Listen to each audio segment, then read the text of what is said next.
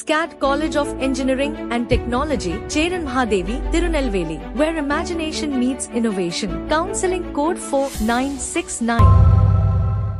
மூத்த பத்திரிகையாளர் திரு தராசு ஷாம் இணைப்பில் இருக்கிறார். சார் வணக்கம். வணக்கம். அதிமுக சார்பில் மாநிலங்களவை தேர்தலில் யாரு போட்டியிடுறாங்க, அதே போல தேமுதிக அடுத்த ஆண்டு ராஜ்யசபா தேர்தலில் ஒரு சீட் வழங்கப்படும் அப்படிங்கிற அறிவிப்பு அதிமுக கொடுத்திருக்கு. கூட்டணியில தொடரும் அப்படிங்கிற அறிவிப்பையும் அதிமுக சொல்லியிருக்கிறாங்க. எப்படி பாக்குறீங்க சார்? அதிமுக வேட்பாளர்களில் ஒருவர் இன்பதுரை, அவர் முன்னாள் பத்திரிகையாளர். தராசு பத்திரிகையிலே 1985 நிருபராக பணியாற்றியவர். அதற்கு பிறகு சட்டம் படிக்க சென்றார். நிருபர் பணியை தொடர்ந்துவிட்டு சட்டம் படிக்க சென்றார். அதற்கு பிறகு அரசியலிலே இன்றைய தேதிக்கு இந்த உயரத்தை அடைந்திருக்கிறார். அவருக்கு உண்மையிலேயே பத்திரிகையாளர்கள் சார்பாகவும் நான் வாழ்த்துக்களை தெரிவித்துக் கொள்கிறேன். இன்னொருவர் தனபால், அவரும் வழக்கறிஞர் தான். ஆக ஒட்டுமொத்தத்தில் அதிமுக 2 கட்சிக்காரர்களுக்கு கொடுத்திருக்கிறது. பெண்களுக்கான ஒரு ஒதுக்கீடு இருக்குமோ என்று நான் ஆரம்பத்தில் நினைத்தேன். காரணம், அங்கு கவிஞர் சல்மாவுக்கு கொடுத்திருப்பதால் இங்கு யாரேனும் பெண் தலைவருக்கு கொடுப்பார்களோ என்று. அப்படி கொடுக்கப்படவில்லை. தேமுதிகவை பொறுத்தவரையிலே அடுத்த ஆண்டு என்பது அரசியலில் வாக்குறுதி தான். அடுத்த ஆண்டுக்கு இடையிலே எத்தனையோ விஷயங்கள் மாறலாம். Many a slip between cup and the lip என்பார்கள். உதட்டுக்கும் தேநீர் கோப்பைக்கும் இடையே எத்தனையோ இடர்கள் ஏற்படும். 34 இடங்கள் ஜெயித்தால் தான் ஒரு சீட்டு. ஆக 102 இடங்கள் ஜெயித்தால் 3 ராஜ்யசபா சீட்டுகள் அதிமுகவுக்கு 2026 கிடைக்கும். அந்த 3இல் 1 தேமுதிகவுக்கு தர வேண்டும். இது வாக்குறுதி. இத்தனை வெற்றிகள் அமைந்தால் கிடைப்பதற்கான வாய்ப்பு இருக்கிறது. ஆனால் இது தேமுதிகவுக்கு திருப்தி அளிக்குமா என்று நமக்கு தெரியவில்லை.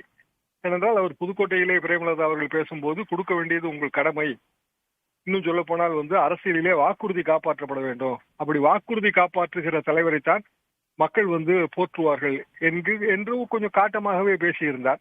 சுதீஷ் அவர்களும் சென்று எடப்பாடி பழனிசாமி அவர்களை சந்தித்து அந்த ஒரு சீட்டை வலியுறுத்தினார். ஆனாலும் அது நடக்கவில்லை. இதையும் தாண்டி கூட்டணியிலே தொடர்வார்கள் என்று திரு முனுசாமி அவர்கள் கூறுவது நம்பிக்கையின் வெளிப்பாடு. ஏனென்றால் கூட்டணியிலிருந்து போங்கள் என்று யாரும் சொல்ல மாட்டார்கள். அதே நேரத்தில் கூட்டணி பற்றிய முடிவை ஜனவரி மாதம் தான் எடுப்போம் என்று பிரேமலதா அவர்கள் சொல்லியிருக்கிறார்கள். இடைப்பட்ட 6 மாத காலத்தில் அரசியலில் என்னென்ன மாற்றங்கள் ஏற்படும் என்பது உண்மையில் நமக்கு தெரியாது. இந்த மாற்றங்களின் விளைவாகத்தான் இனிமேல் எந்த நகர்வும் ஏற்படும். இல்ல, இப்ப தேமுதிக கிட்ட பேசி ஒரு முடிவெடுத்த பிறகுதானே கூட்டணியில தொடர்றாங்க அப்படிங்கிற ஒரு அறிவிப்பு அதிமுக கொடுக்கும் இல்லையா? கூட்டணியில் தொடர்வார்கள் என்பது அவர்கள் விருப்பம். கூட்டணியில் தொடர்கிறார்களா என்று நமக்கு தெரியாது. எந்த கூட்டணியுமே அப்படித்தான். கடைசி நேரத்தில் தேர்தல் தேதியெல்லாம் அறிவிக்கப்பட்ட பிறகு மாறிய கூட்டணிகள் எத்தனையோ கூட்டணிகள் இருக்கின்றன. பொதுவாகவே இந்த 1 வருடத்துக்கு முன்பு அறிவிக்கப்படுகிற கூட்டணி, 6 மாதத்துக்கு முன்பு அறிவிக்கப்படுகிற கூட்டணியில எல்லாம் எனக்கு அவ்வளவா நம்பிக்கை கிடையாது. 45 வருடத்தில் எத்தனையோ கூட்டணிகள் கடைசி 1 வாரத்தில் 1 நாளில் மாறியது எல்லாம் பார்த்திருக்கிறேன்.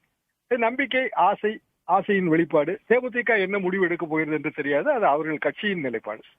பாஜக ஒருத்தருக்கு அதிமுக சார்பாக ஒரு ராஜ்யசபா சீட் வழங்கப்படலாம் அப்படிங்கிற ஒரு எதிர்பார்ப்பெல்லாம் இருந்ததுன்னு ஒரு பேச்சும் இருந்ததாக நம்ம பார்க்கிறோம். ஆனா 2 இடங்கள்லயுமே அதிமுகவை போட்டியிடக்கூடிய அணுகுமுறையை எப்படி பாக்குறீங்க? கூட்டணி கட்சிகளுக்கு ஒதுக்காம அதிமுகவை போட்டியிடக்கூடிய அணுகுமுறையை எப்படி பாக்குறீங்க? அதிமுக அப்படித்தான் செய்ய வேண்டும். காரணம் என்னவென்றால், தேர்தல் நெருங்குகிற நேரத்திலே கட்சிக்காரர்களை திருப்தி செய்ய வேண்டியதுதான் கட்சி தலைமையின் கடமை.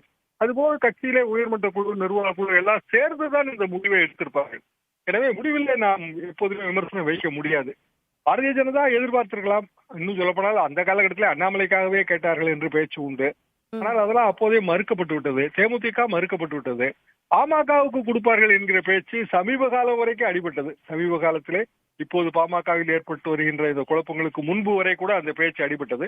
காரணம், அன்புமணி அவர்களுக்கும் ராஜ்யசபா டேர்ம் முடிகிறது. ஆனால் எல்லாமே கட்சிக்காரர்களுக்கு என்று தேர்தல் நேரத்திலே ஒரு தெளிவான முடிவை அதிமுக எடுத்திருப்பதாகத்தான் நான் பார்க்கிறேன்.